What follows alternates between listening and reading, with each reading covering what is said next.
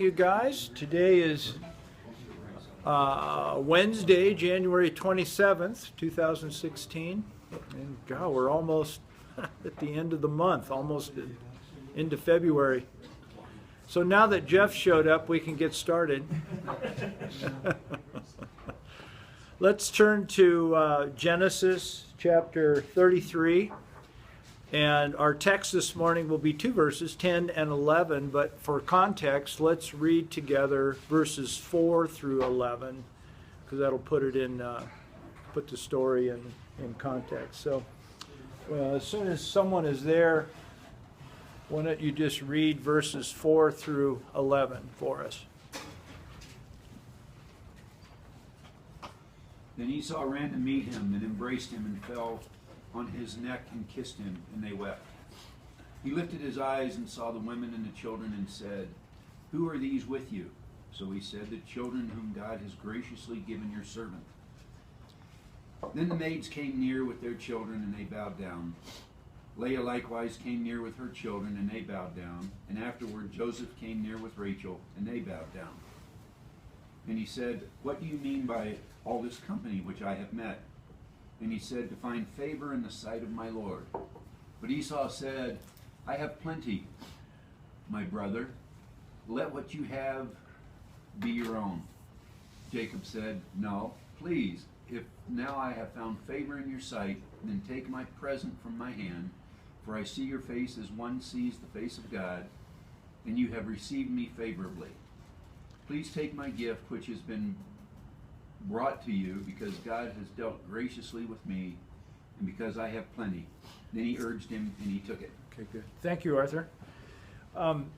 So last time we were together, we looked at this idea of plenty versus want. The word plenty is mentioned 2 times in the text, both brothers claiming that they have been given plenty. They were both expressing the fact they had enough. Well, last time we talked about this idea in the sense that it's very possible to have a great deal of material means but still not have plenty.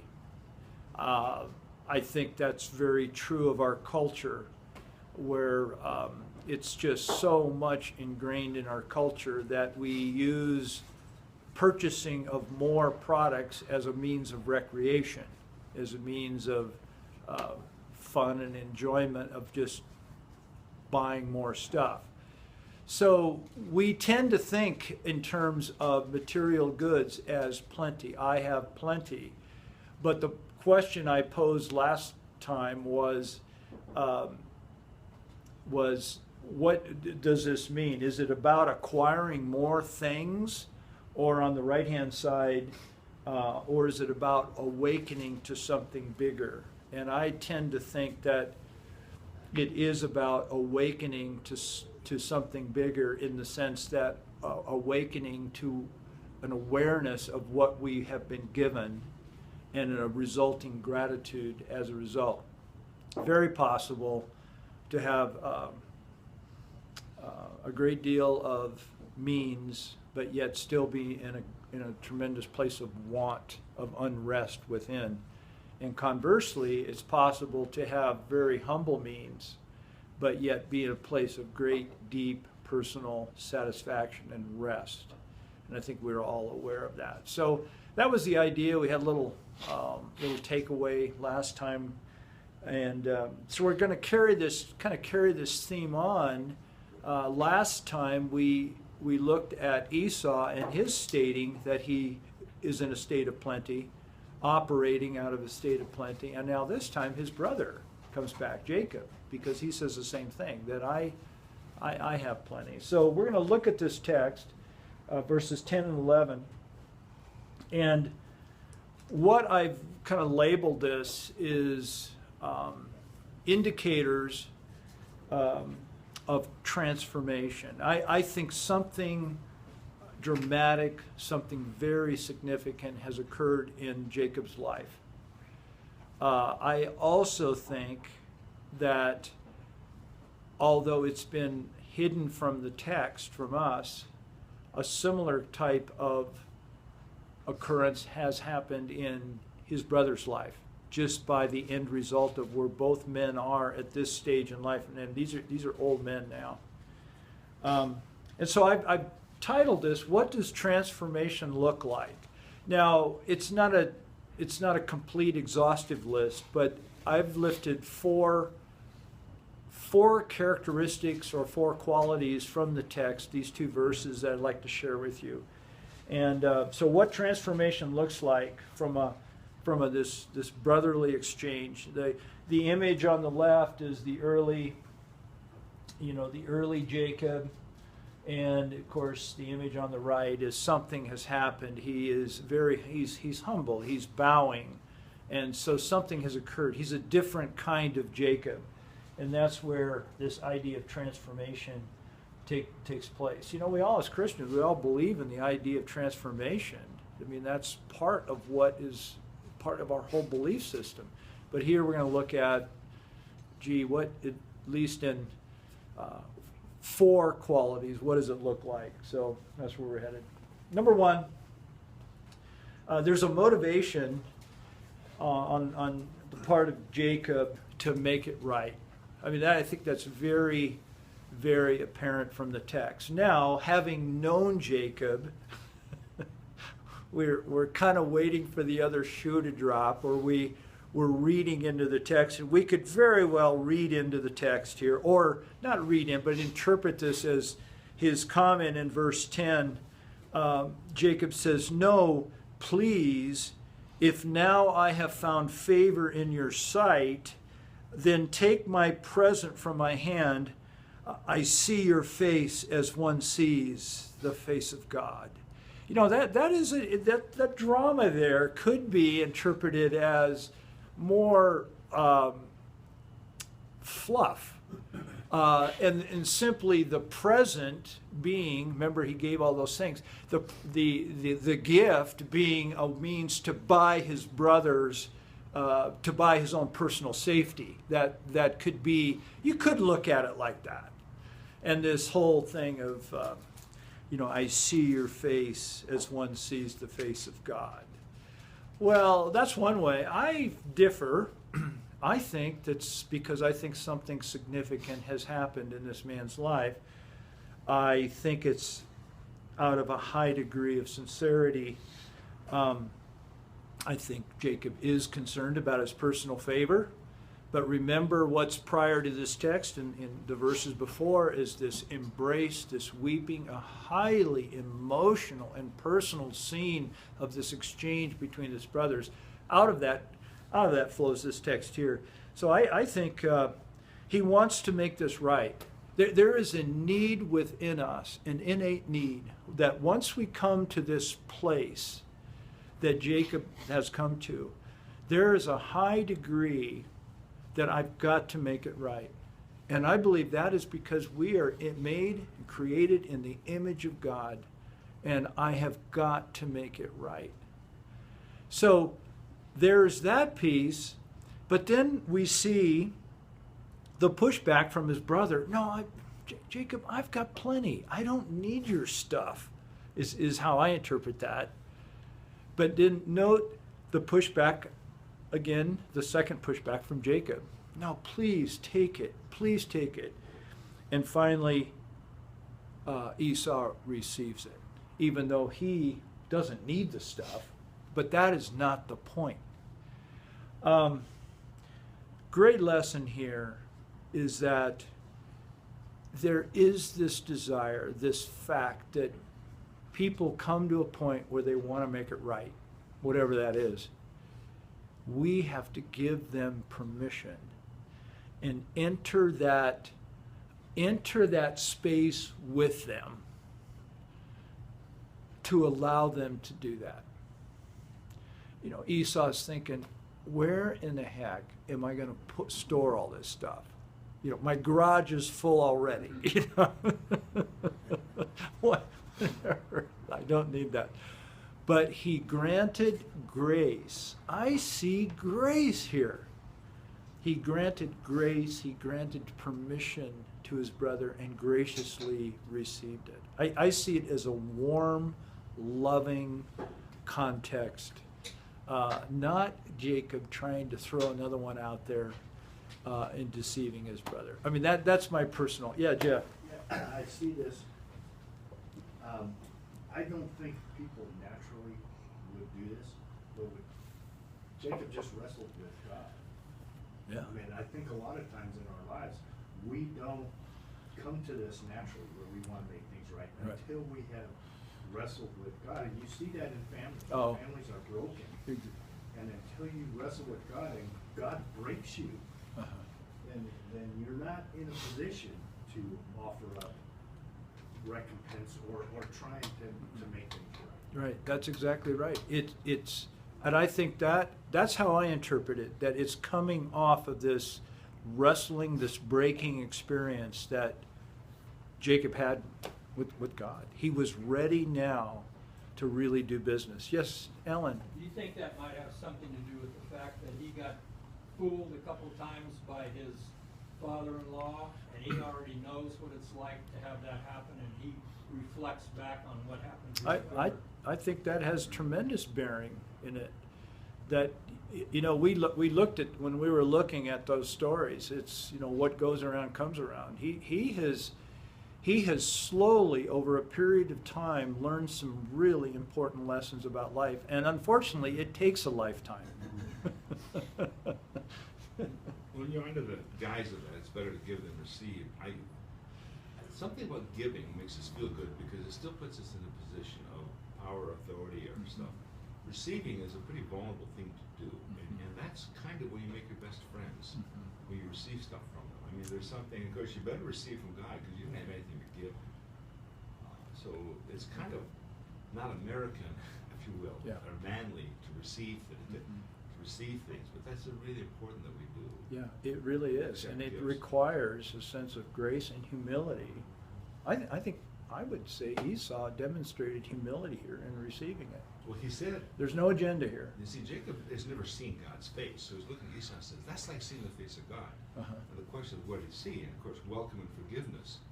But you know, Jesus is going to pick this up, casting the prodigal father into the role of God, and all of the Yeah, parallels yeah. are strong there. So something about it says, what does God look like? I don't know, but he looks like somebody who's happy to see me and is forgiving. Yeah, yeah, that's good. There was a hand back here. Somebody had something back here? Okay, well, there's that idea. There's this, in a sense of through the transformation process, Jeff, and what I'm saying, this breaking is what it takes. There is this innate desire, I got to make it right. I got to face the music, whatever that music is, and I got to face it right. I got to make it right. Number two is there is a high degree of transparency. You know, when you think of something transparent versus opaque, you can see into. And we as human beings have devices that we use to control the level of that, either opaqueness or transparency. But again, I think from the text we're seeing transparency in regard to human interaction. There's no longer a need to pretend. I am one who believes that at a young age we are taught by those around us and about the culture is that I've got to be someone else in order to be acceptable. And you've heard me allude to this many, many times. And that's the beginning of the false self, the shadow self. And that shadow self, that false self is built and emboldened. And what this breaking has done, Jeff, is it removes and he sees himself for who he really is. And which is not a bad thing. He's a creation of God. He sees himself. And once one comes to that place, the good, the bad, and the ugly, and you can receive yourself simply who God has made you to be already. That's a wonderful, freeing thing. And it just, one of the end results is this transparency. I don't have to pretend anymore. You know, I don't have to second guess people or second guess what I'm saying. I can operate freely from within, and it is an amazingly freeing experience to have this. I don't have to put the mask on anymore. It doesn't matter. So a degree of transparency, allowing others to see. And where I get that in the text, I need to mention that, is again, open for interpretation. My interpretation, verse 8, Esau's question to his brother is, what do you mean by all of this company? And you remember the story where he brought 3 waves of gifts? He says, what is this all about, brother? And Jacob, I think it is probably one of the shortest answers of Jacob in the text. He says, to find favor in your sight. That's it. Why? Because he realizes he's coming to grips with what he has come to grips with what he has done. And he simply, honestly replies, I want your mercy. I want to find favor in your sight. I think it's a beautiful, yes, Jim. It's the picture of us coming to God. You know, until I confess what a wretched person I am to the Lord, I'm not telling him anything he doesn't know. I'm just finally telling me so I catch up with understanding. Yeah, that's And good. I think that's what we're seeing here is that, you know, I am exactly what everybody thinks. I'm just a miserable sinner. Yeah. And I think that's a beautiful picture here of our brother Jacob. I do too. I think it's a beautiful disarm. And what is it? I'm sure all of you have stories of the accusation comes your way and you just open up your palms, you go, you're right. It's hugely disarming. It's not why we do it, but I don't have to fight it. I don't have to go toe to toe anymore. The amazing thing. These are amazing things. We looked at, first of all, the motivation to make it right. Now, 2 is the transparency factor. And what does that do when you see someone who is expressing transparency, realness? What does that do to you? What effect does that have on you? Drawn to it. So we're drawn to weakness. You know, you see a great leader in front who's known for great heroic efforts and so forth, and that person then honestly reveals something deep within of the inner doubts and the struggles and so forth. It makes you respect that leader even more. Yeah. The Beatitudes. Go ahead, Charlie. Trust comes to mind. Trust comes to mind. Yeah, that's a really good word. I can trust this person. Yep. And Jim? I think the Lord kind of gave us an outline of the Beatitudes.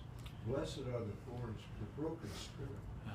Yeah. When you're broken. There you go. Blessed are those who mourn over Yeah. their sin. Yeah. And you become meek and hunger and thirst for righteousness. All of that is All there. of that is the outline for finally coming to wake up to see exactly where you're at and how bad off you really are and you need help. Yeah.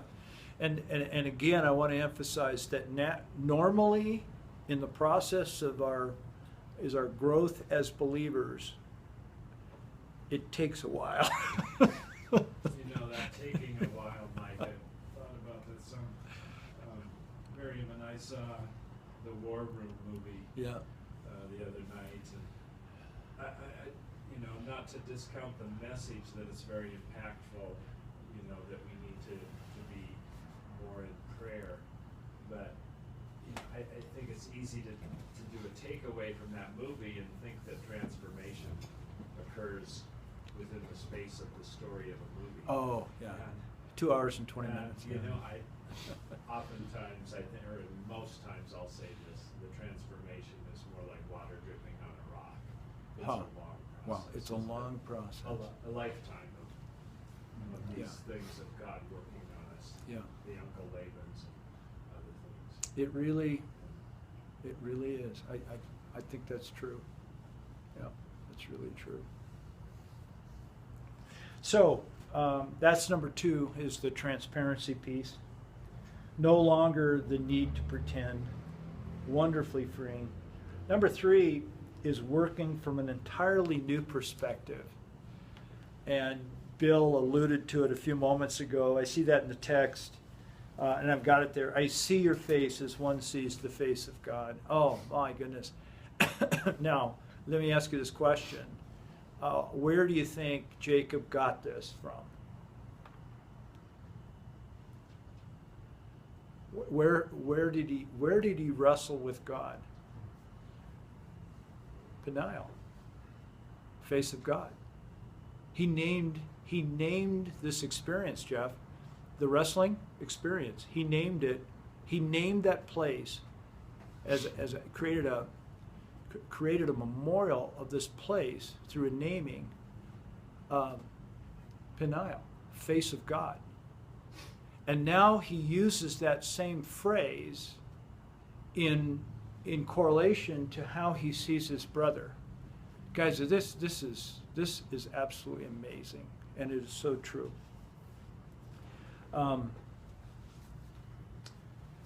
Here is my perspective. When I hear the text of Jesus saying, "I and the Father are one," this is the context of which I see it. Jacob is now able with new eyes to see God in almost everything. And so when Jesus speaks of the relationship that he has with God the Father, it's a unity, it's a oneness together. Mother Teresa, seeking the face of God in everything, everyone, all the time, his hand in every happening. Imagine this. This is wisdom. This is what it means to be contemplative in the heart of the world. New eyes to see, God, rather than this whole thing of bucking the system and moving about and trying to posture and so forth. It's the idea of seeing the hand of God in virtually everything around us. Is it not in our theology to think that God is engaged with us? It's certainly the message of Scriptures, that the God Almighty having interaction with these people, individual people, but yet orchestrating what is happening in all of the world, and all of creation speaks out in that regard. So in the early Jacob has a mono lens like this, a mono, what do you call it? Just a single scope. Yeah, like they use on the ships. The next picture is going to be a binocular, so just so you know where I'm going. A single focus, and that single focus in much of our lives, guys, even though we Christianize it, is what's in it for me. This filtering, and it's not wrong. It's just it's the way we are, and why Jesus died on the cross to transform us. But it's this single focus of what's in it for me. And that's certainly Jacob's earlier story. But through it, he's gained new lenses. And here's the contrast of the monoscope versus the pair of binoculars. He's got stereo vision now. And I chose a couple of just a couple of things here. One, to show the expanse and the beauty and the wonder of the universe that our modern science is showing, as they're going deeper and deeper into space, to see how expansive. There is no end out there. They've never seen an exit, light or an exit sign out there, or the end. It just keeps going and going, which is just mind-boggling. of how large and how beautiful that our universe is. But yet, on the other hand, on the left-hand side, I got this, you can't see it very well, but I found this little picture of a monkey holding this little puppy. And my heart just leaped to see how, out of context this is, but yet how beautiful and unifying all of creation is. And I think, guys, as we understand this, what happens? We start to see the unity in all things, that it's all related. In contrast to this whole thing of dividing and dividing right, wrong, white hat, black hat, good guy, bad guy. But there is a real sense of unification and seeing reflected in all of creation how that works. Now there is a very brutal aspect of creation, but we're not talking about that today. We're talking about the unity, and I thought this picture showed it. And to just appreciate that is a new lens for Jacob. We start to see God, things around us, the face of God, because Jacob had this experience at Peniel. He now sees the face of God in his brother, the one who was the adversary in years prior, the one who he took advantage of, but now he sees his brother as the face of God. That is a beautiful line, guys. Beautiful line. And then I've got the text there where Jesus states, I've come to give you life and give it more abundant. I believe that what we're talking about right at this very moment has a lot to do with this. Now, it's my opinion, but it begs the question, when Jesus is talking about life abundant, what is he talking about? I think he's talking about this, is coming to a place where we step into a level of awareness that we hadn't had before through this process of breaking and surrender. We get new eyes. We see differently. And by far, it's what we see is a deep appreciation and a unity in what God has done and what he is doing on a daily basis. The fourth and last is an outward conduct reflecting gratitude. And there, I get this from verse 11. He says, "Please take my gift, which has been brought to you, because God has dealt graciously with me, and I have plenty." And finally, he urged him, and he finally took it. Hands down, a person that has gone through this level of transformation, one of the overarching qualities of that person is an outward demonstration, both by action and by speaking, of gratitude. Simply being grateful for what we have been given. A deep realization that without others acting and interacting with my life, there'd be no way I would be at a place where I am today, wherever that place is, without others. And a much larger context, rather than me in the middle and the world revolving around me, a really sense, an understanding of seeing ourselves in a place, in a context of others, and the impact and what others have done for me and for you.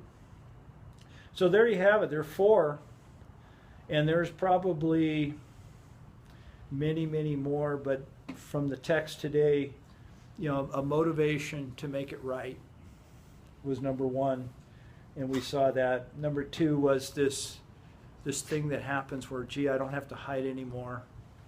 a transparency and an openness, allowing others in. Number 3 is the working from this new perspective of not a single lens, but stereo lenses, a deep appreciation of the expansiveness and the intricacies of creation and the unity of what it all entails. And then the last is this outward conduct.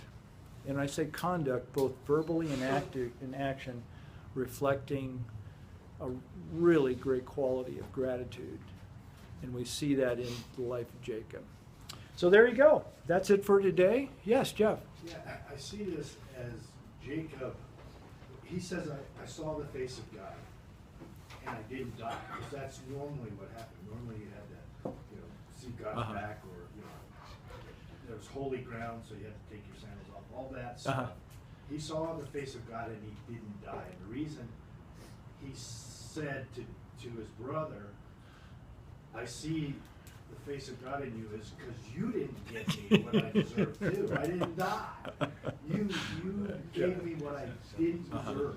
And that's where the gratitude comes from. And that's the same way that You got we it, Jeff. see it with Christ. When he said, I came to give you life and life abundantly, that was in contrast to, I didn't come to judge, which I could do.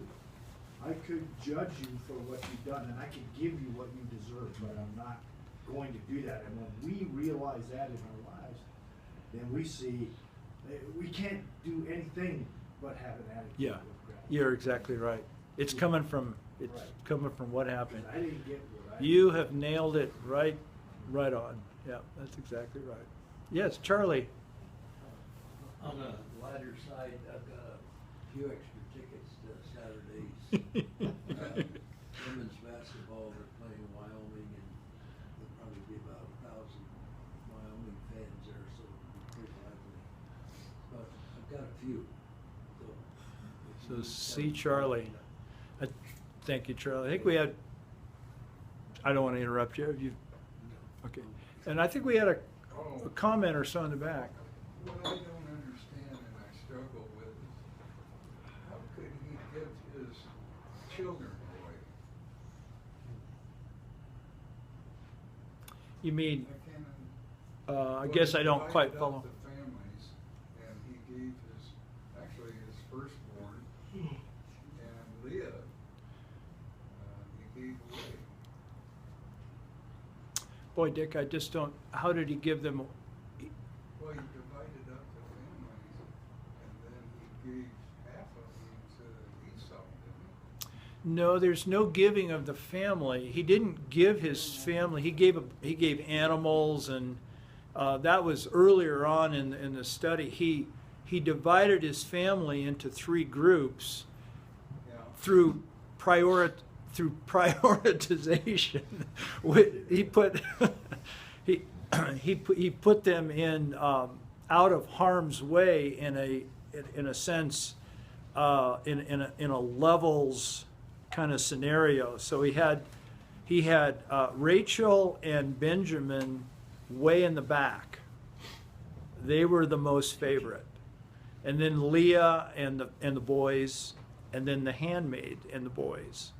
They were at group 1, group 2, group 3. So there was, Dick, certainly a prioritization, and I guess we all know how Dad feels. but I'm not aware of anywhere in the text that he actually gives his family away. No, well, it's so abbreviated, it's hard sometimes for me to understand, because it says, last of all came Joseph and Rachel, and they too bowed down. Esau said, what's the meaning of all these flocks and herds? And Well, I think my understanding there, Dick, is he's referring to the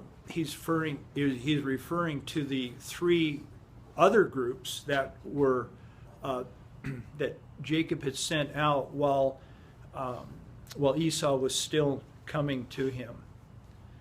And it's real clear from the text that his family members were right there, and he was just setting them in these groups to protect them. So anyway, that's my understanding. So have a good rest of your week, and thanks for Just being keep here. remembering Mike and Bill, because